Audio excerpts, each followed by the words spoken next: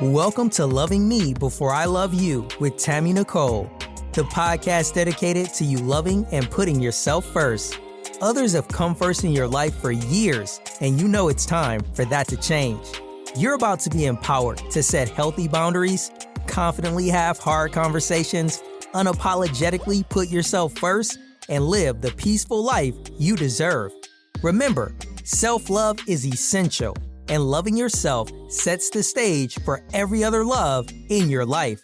So get ready to embrace self-love like never before with your host, Coach Tammy Nicole.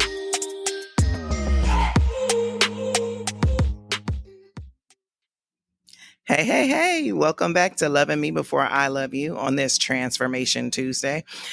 I could not let the month of Father's Day, or shall I say the month of June, go away as we're celebrating fathers all month, go without having an actual dad on the episode.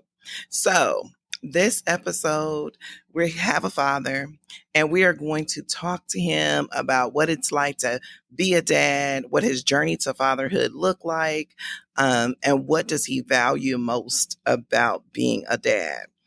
I have none other than Mr. Tron Brothers joining me today, and he is going to be very elaborate just because that's who he is. He's a very detailed individual. And so I'm super excited about this conversation because I know him to be a great father and I know him to enjoy fatherhood.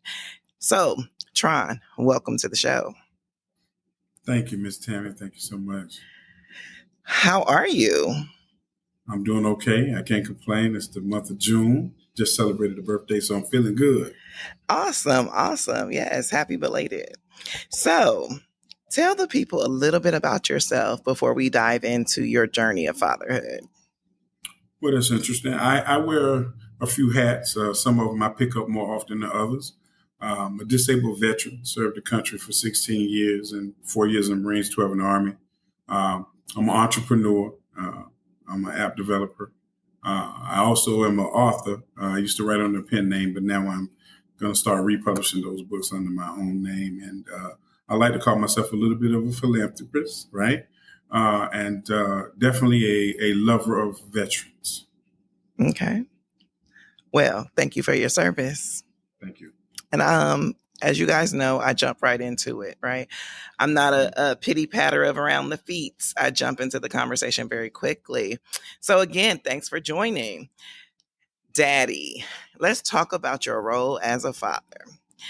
My first question, because I've had this conversation many times before, that most men, not all, but most men are not seeking fatherhood. They just kind of fall into it because they have a baby, right? They're not like some women who are aspiring to be a mother from a little girl, right? We grow up and our first thing is, oh, I can't wait to get married, can't wait to have kids, can't wait to be a mom. But men, on the other hand, tend to not really focus on being a father when they're young. They really focus on, I can't wait to just like be a man, have a lot of money, run the street. That's normally their focus, right? So can you tell us, when did you desire to be a father, or did it just happen to you? I think initially it just happened. I was 19 years old. So I don't think that my maturity level was there to be a father. Mm-hmm. I think a lot of selfishness within me was still there. So I kind of, it just developed, or I fell into fatherhood. But fatherhood is one thing, being a dad is another. You know what I'm saying? Talk about it. Yeah. So anybody can father a child that's able to with their physical parts, or they have the ability to father a child. So that's fatherhood. But being a dad is a whole nother spectrum, just as well as being a mother is a whole nother spectrum. Mm-hmm. I just happened to fall into it. So it took me about 20 years to actually become a dad. Tell us about that journey. Again, like I said, I'm being transparent. It took me about 20 years. I think that what helped me out was becoming a father right? Not being a dad so much, but being a father at 19. I barely had my own life figured out. So trying to lead somebody else's life and all of that, that was a process. It's things you have to learn in life. I wasn't even finished learning about myself, so how could I legitimately learn about a child? But I did it, and I like to call my daughter. She's 27. She was my test pilot, right? So I learned so much about being a dad with her. But everything didn't gel. Along the way, you gain experience and you build it. But I don't think I nailed it home and became a solid dad figure until I was about 38, 39 years old. And that's just the truth. So when you were, I guess, navigating the waters, right? Mhm. How difficult was it to just like put yourself aside? And because I feel like in general, being a parent in general is like the most selfless thing you can do if you're going to do it right. Because you're going to put the child first for the most part of everything that you do in life, because their life matters. And it's like you're the one in control of it. You have to protect them, guide them, put them in places that is going to make them succeed and be successful.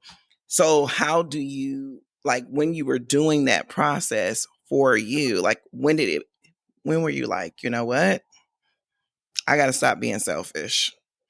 Or did you say, I need to figure me out first and let mom handle it, and then I'll just like join the train when I'm ready? You know what I mean? Like, because I think dads have a different perspective a lot. Like, you guys, and I'm not saying this from a bashing standpoint, but typically the responsibility of a child lies on the mother unless the mother walks away, right? Unless True. that mother be like, Psh, I'm out.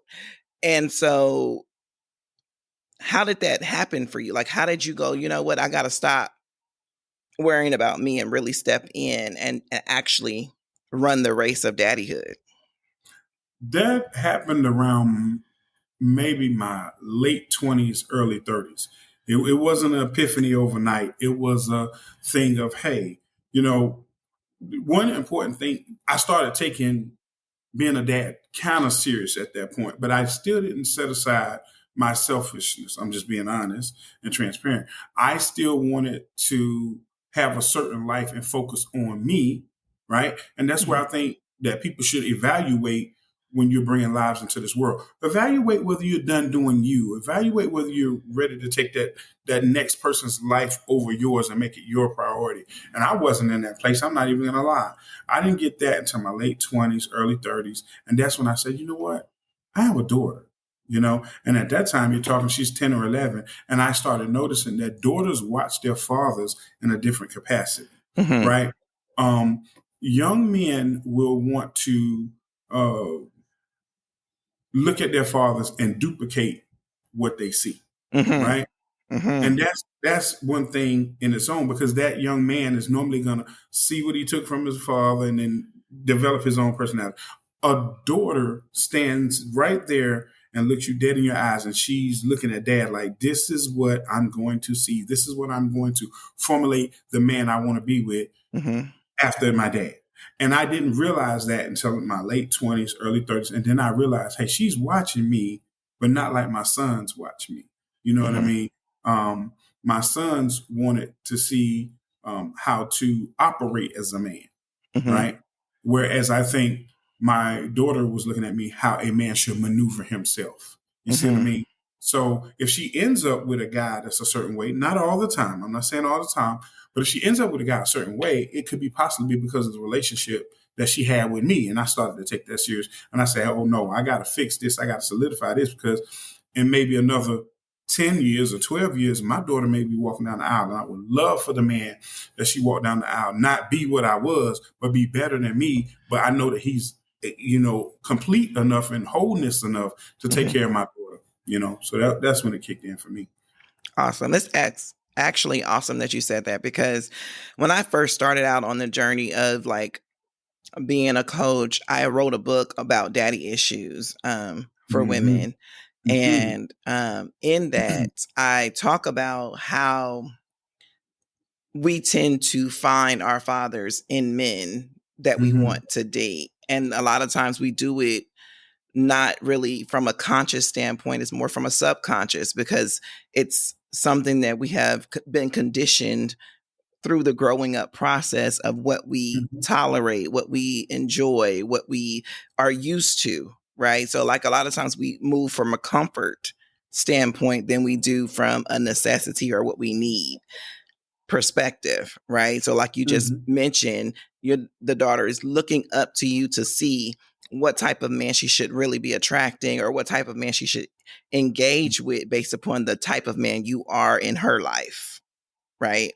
Mm-hmm. And so I think a lot of times dads don't understand that concept. They don't understand how the Facts. effect that they have on their Yeah, facts. children, adulthood. When you walk away or not there, when you're there but not there. And when I mean that, is like they know who you are, they know how to get in touch with you, but you're not actively present in their lives, in their development and things of that nature.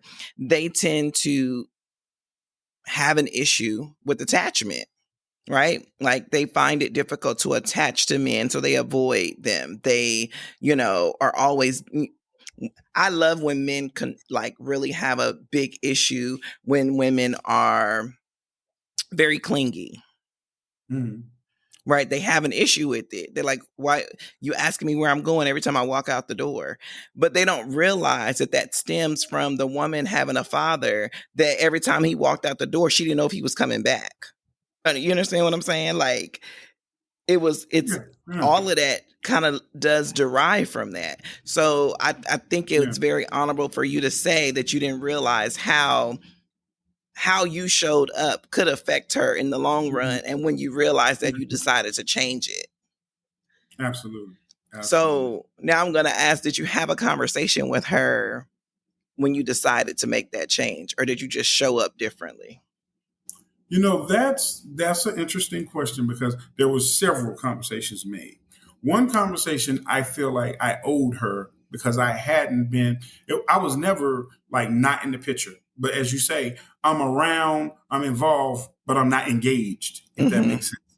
I'm around, I'm involved, but I'm not engaged. I'm not really saying, "Hey, I'm going to make everything that I can make," or "Hey, mom went, so you had somebody to represent." When that's not what they, neither your son nor your daughter want to see that. They want to see both parents there, even if you're not together.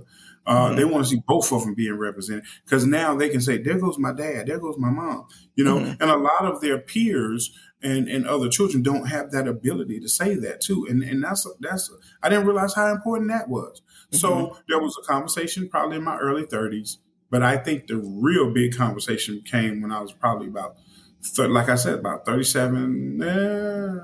I was probably about 35 years old, and there came a real big conversation. She was 16, Mm-hmm. and she broke some things down to me. And one of the biggest lessons that she taught me was, I was in the military, so I was always gone a lot. But even when I was back in the States or back where I was, I was a dad, but I was dad at a distance. Mm-hmm. And I thought, and a lot of men misunderstand this, that if we provide what our children desire, meaning toys and games and computers and phones, Mm-hmm. we feel that those material things validate us as fathers, right? Mm-hmm. We feel that they are the pacifiers for our absence. But what my daughter said, she said, "Hey, Dad, all of that stuff was cool. All the iPads was cool. All the phones were cool. The computers were cool. The video games were cool. But guess what? We wanted time. We wanted your time." Mm-hmm. They don't remember what video games I might have brought. They don't remember what clothes or shoes or whether I got them some Jordans or not, whether I got them this or that. What they do remember is that time we went fishing, Dad. You remember that time we went fishing? Remember the time when it was the first time I on a roller coaster and we went on the roller coaster and you were laughing at us? They Yeah. remember that. They couldn't tell you what color the shoes were. They couldn't tell Right. you what kind of computer I brought them. They couldn't tell you what their first phone was probably a Nokia or something, right? They don't Mm-hmm. remember. And neither do I sometimes. But I Right. do remember when they bring back to my memory, "Hey, you remember we went on our first trip and you remember we did this and you remember you laughed at us for that." That means so much to them. And so I realize that it's time and those experiences and those memories that really mean something. So when a lot of fathers, and I'll be able to tell you, in my early part of my career, I didn't have a lot of resources. I didn't have a lot of finances to play with.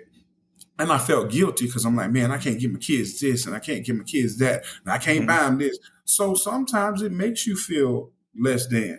But when you really dig down and they catch you down the line and they say, hey, we could care less about whether that you could have took us to McDonald's and got us a $2.50 Happy Meal. So it was about $2.50 back then. But it may cost you $10 now. Yeah. You know, a little tougher for the guys out here, but you know, all they care is that we just sat there and ate shared a thing of fries and just talked, or color in the coloring book with them. You see what I mean? That they don't care about the big stuff at the end of the day. Right. I remember. So for me, my dad he was the I know who you are, know where you're located, not really physically there all the time, but I can call, type dad until I became an adult. But I remember, when we had special moments more than I remember him doing something for me. Right. And so I think a lot of times when we don't realize that time is what equals love to most and all people, like even when you talk about the different love languages that exist currently, a lot of people have quality time as one of their number one love language, simply because how can you say you love me and you don't spend time with me? Like, how can you, just how? Like, how can you, that's a little almost impossible. Right. I love you, but I never see you. Yeah. Like that alone just sounds crazy to me, you know? Well, let me ask you this. If I can ask you a question. Of course you can. Do you remember what is the most fondest memory you have of your dad in something that y'all shared together, or a moment y'all shared together?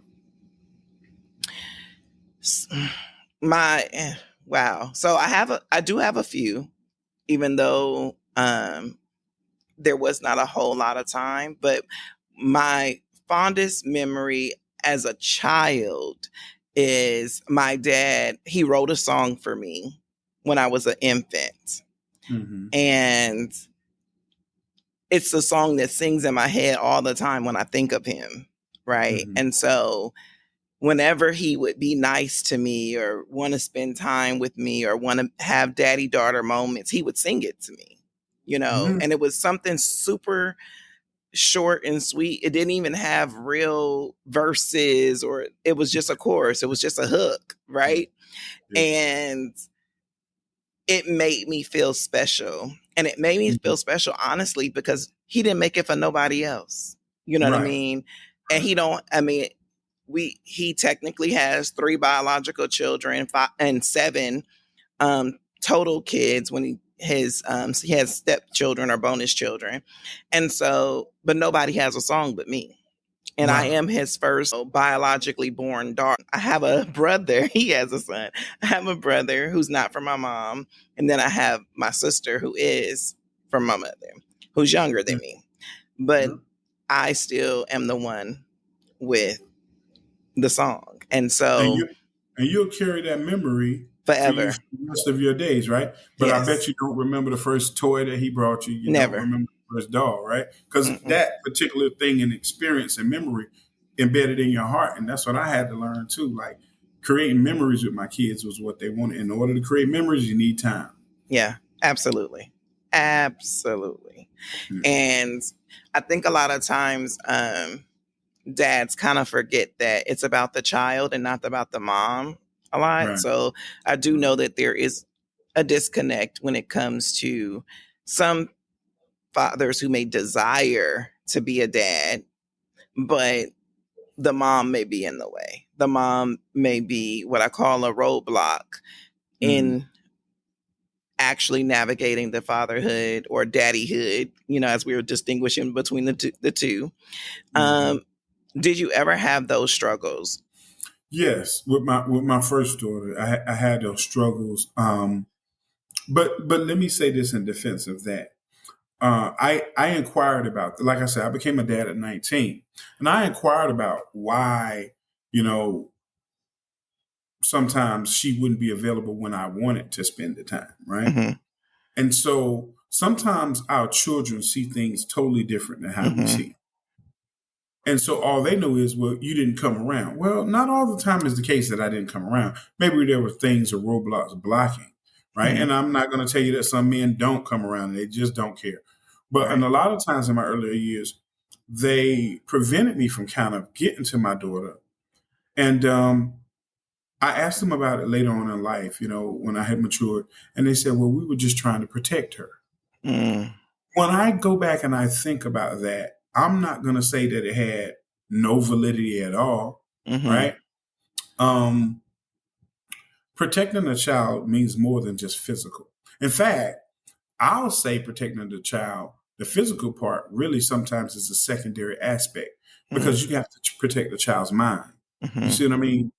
And so there are things now I wouldn't dare let my kids be around, or people I wouldn't dare let them be around because of my maturity level. I don't want that even to feed in any part of their spirits. Mm-hmm. So when I was younger, I didn't like I said, I was figuring me out. I wasn't sure the people I was supposed to hang around, yet alone bringing my children around someone who may not have been best for their spirit. You see what I Mm-hmm. mean?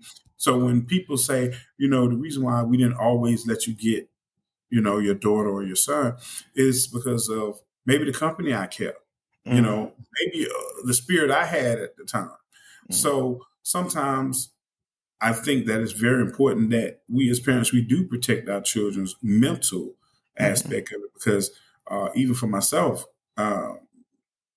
stuff that was happening to me or things I saw happening in my home at 10 showed back up at 28. So that's what I didn't want to do to my kids. So I'm glad in a sense that they did protect them and not always let them go with me because I wouldn't want to do anything that would pop up latter years in their adulthood and they still dealing with, well, my daddy let me see this or my daddy let me do that.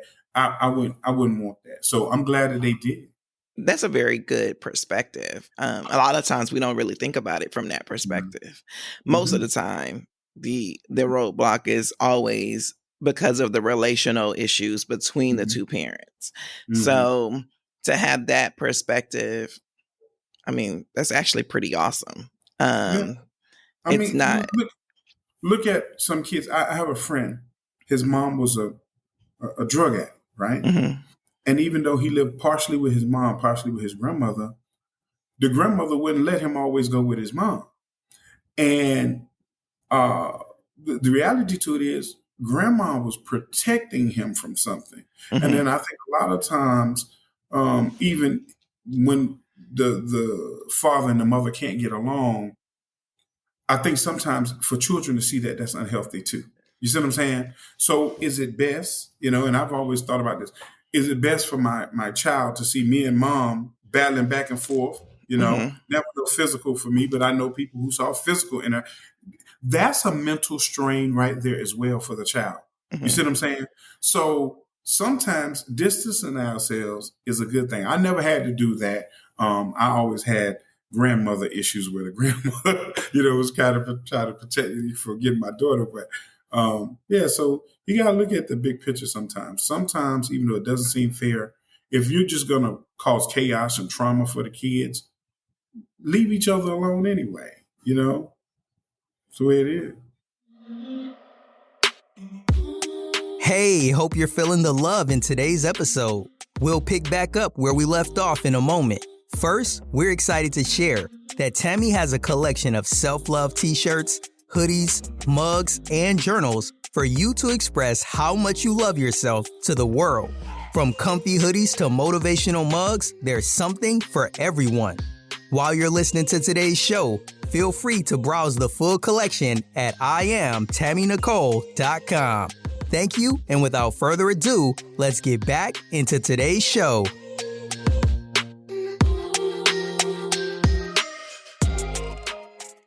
Okay. Can you talk about a time when you felt particularly proud of your children and how that moment strengthened your bond? Yeah. Um, well, I got 5 kids, so we'll start with my oldest daughter. My oldest daughter, when she graduated college, Mhm. now I've been proud of her many times before, but Yeah. that day did something special. And the reason why I did something special is because when she looked into that camera, because this was during COVID time, when she looked at that camera and she was coming off stage and she looked at that camera, it was like she was looking at me and her mom saying, I did it. And the reason I say that, and I know you will, kids graduate college all the time. That's true. But my daughter it took her 7 years to get her degree. She went to school for 2 years, stopped. Went to school another year, stopped. So, and the whole time, me and her mom are like pushing her, saying, come on, do this. You're almost there. You're halfway across the finish line or whatever. And so when she did it, it was more of, here's the crazy part. She was so proud of herself that it made me more prouder than what she was. Because you Mhm. love to see your kids excel. You love to see your kids happy. Absolutely. You love to see them complete their goals. You know what I'm saying? Because they feel good about themselves. And because Right. she was so self-confident about herself, it made me feel good. I'm like, they're my baby right there. You know what I'm saying? Mhm. With my sons, each thing was different. My oldest son, he completed college as well, but him getting his job in IT. See Mhm. what I'm saying? That's what, because I saw that his his confidence as a man grew. Like, I can do this. I got this. College was a whole nother thing. I knew he was smart. We knew he was smart. He wasn't going to struggle with it. He did college almost in 3 years. So he was already equipped with certain things when it came to education, but sometimes the confidence, especially as an African American male, it can be rough. Mhm. So to see him go into his job and walk into his calling of what he believed he should do, that was big. And my Yeah. youngest son was the same thing. Now I got 2 younger daughters. They're not yet off into to college and doing what they want to do, but I'm just so proud of the accomplishments that they're making now, because these kids are way smarter than we are at our day and time. And I just am amazed at what they're going to do, because they are awesome, the way they think and Mhm. everything. Yeah. Awesome. Awesome. So, what are some key values and lessons you hope to give your kids through your relationship? Well, one, and I think we lack with this modern concept, but always have a relationship with God. That's number one. Okay. Always have a relationship with God. Understand the higher power, the Almighty, whatever you want to put on them, but understand that God is with you. God is in control. Now, we can alter certain things in our lives, but God is always in control. Um, the second thing is that at the end of the day, I hope that they are proud of me, uh, and that I was an example of what redemption looks like, what passion looks like, what courage looks like, and perseverance. And the third thing I would say is always believe in you. You know what I'm saying? I would always want them to believe that, hey, my dad taught me to believe in me. You know what I'm saying? Um, at the end of the day, regardless of anything, as long as they believe in themselves and they stick and hold to what I taught them and their moms taught them, because I think that that'll get them through life. And I want them to always take them principles and pass them down to their children as well. Awesome. Awesome. Awesome. Awesome. So, I do have a couple of more questions. Mm-hmm. Not too many, just a few more. How do you handle difficult conversations when you talk to them? Like, what's your Well, approach? How do you make sure that they feel like safe and secure within the conversation? well, I must say, I've never been the disciplinarian of my children. I've caught I've caught feedback and slack from their mothers, and it's like, I don't make my kids my friend. I don't believe in that. Not until you're a certain age. Once you get a certain age, I don't even know if we'll be friends, but we'll definitely take on a different atmosphere and environment between our relationship. Absolutely. But for me, I'm the lecture dad. I've never had to hit my children. I didn't believe in putting hands on my children. I'm a big guy, so I didn't want to hurt them, especially my girls. And it hurts a father when you make your daughter cry. It's okay if your son cry. I know y'all gonna say I'm wrong for that, but it's okay if you make your son cry. But it's something about making your daughter cry that just takes it to another realm, and it hurts you. And any real man will tell you, it just hurts harder when your daughter's crying. So I'm a lecturer dad. I sit down and I talk to them, and they always knew that I was a safe place. And as I matured, I gave better advice. When I was younger, I might have gave some advice that make them scratch their head. I don't know if I should try that. But I've always been the lecture dad, and I've always been the dad that, hey, what do you think about this? They've always came to me, and it caused friction with the mothers because the mothers felt like, oh, well, they don't trust me to come to me with that. They don't, and no mother wants to lose her space, lose her position. But, yeah, I've always been that dad that you could come to and talk to about anything. And I think that because I'm a lecture dad, they have avoided talking to me about certain situations. Mm-hmm. So when you say they have avoided talking to you about certain situations, do you feel like you would want to change that, or are you cool with it? Let me say this. I like it the way it is. Right? Gotcha. Because, and I know that people are going to say, well, that's wrong. You can't look at it like that. I can sit down and talk to my sons about young ladies, about the kind of young lady they need in their life, or the kind of young lady they should want. When it comes to sitting down and talk to my daughters about a man that they need, they don't need no man. They got God and they got me. You don't need nobody. That's how I look at that. That double standard. Okay. You don't need nobody. You know what I'm saying? You got God, you got me. But you can't be their man, and you know that. Right. But you don't want to have that conversation. I don't want to have that conversation. In reality, not all, but most fathers are already going to think that no man is good enough for their daughter anyway. Now, I personally don't believe that, but I know that the man that I would desire them to end up with is a very, very rare find. I wouldn't even want them to be with nobody else like me. I would want them to be with someone better than me. And I think I've done okay. I think I came out all right. But I would want them to be with, it's a rarity. It's a rare man, a very rare man. And with the personalities of my daughters, I don't know if that man would fit. Exist. Well. I've got some strong daughters. You know what I mean? They're strong all by themselves. They're all Capricorns. Ain't that something? Oh, that's interesing.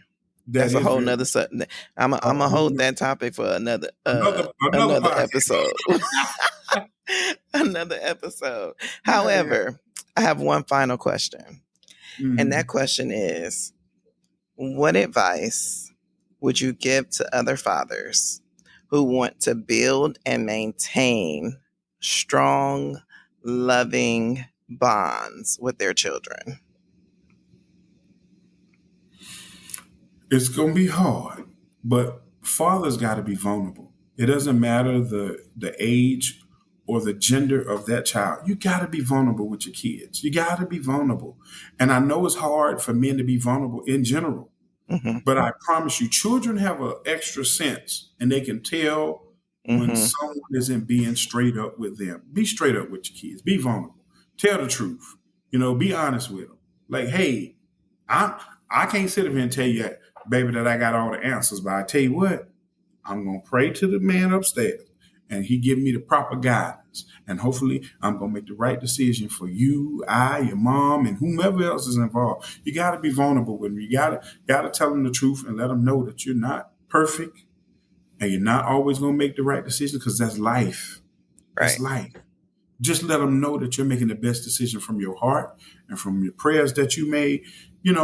And that's all you can do. You just got to be vulnerable with your kids, and that vulnerability looks different at different times in your life. Different times in your life. I was brought up that men should not cry. I'm not going to say men should walk around with tissues in their pockets, but if you have an emotion inside of yourself, you should release it and let it out. Whether that means you release it and let it out at certain times or whatever it takes, but be vulnerable with your children. Let them know, hey, dad might cry sometimes. You might not see me cry, but I cry sometimes. And I want you to know it's okay to cry. Just like you see me smile sometimes. Dad smiles sometimes. I smile a lot. But just be transparent and vulnerable with your children so that they'll be transparent and vulnerable with you. You'll be surprised when they feel like they're in a safe place, what they'll express to you. Absolutely. Absolutely. Well, there you have it, folks. That's what it's like to be a dad. That's what it's like to understand the difference between fatherhood and daddyhood. Bond with your children. Remember to teach them to love themselves, because self-love is super, super important. Because over here, we love ourselves so much that the love from others is a bonus. Thanks for joining us, and see you next week. Have a good day. That's a wrap on another episode of Loving Me Before I Love You. If you enjoyed today's episode, please take a second to show your support by subscribing and leaving a positive rating and review on Apple Podcast, Google Podcast, iHeartRadio, and Spotify. Stay connected with Tammy. Make sure you're following her on Instagram and TikTok at Coach Tammy Nicole. If you like to work with Tammy or have any questions you'd like her to answer, please head over to www.IamTammyNicole.com. Until next time, always remember to love yourself so much that the love from others is a bonus.